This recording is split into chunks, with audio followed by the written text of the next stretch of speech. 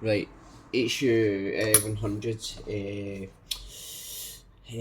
car lock. It's aftermarket. Here's the key. This is all they gave me, the key blank. So there it goes. Turns that way, what to do. There it is, locked up. There's the thing. The lishi tool, hu100 version 3.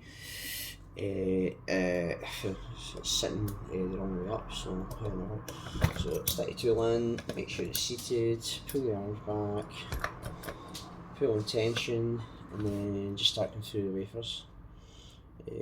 So we are at, oh god, that's one, click.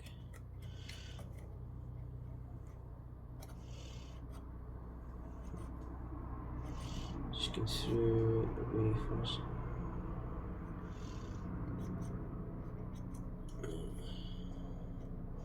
There's two on lishi, two. Yeah. There's one. See, these aftermarket locks aren't really that good. This is about to go, I could feel it already. I picked this before a few times. I've had it for ages, I've just not bothered practicing with it.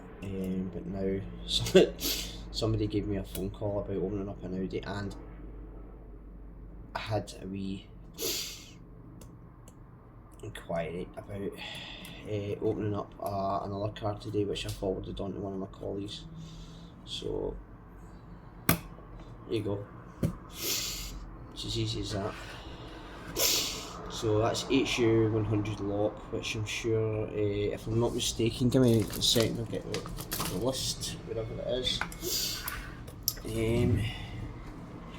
I have a list that tells you all the cars that you can open. hu101 is Ford, so hu100 is Volkswagen. Not Volkswagen, sorry, it's Vauxhall. Where is it? hu101. Yeah. So hu100 is like all your Vauxhall type motors, and that's all I have for you. Thank you very much. Over and out.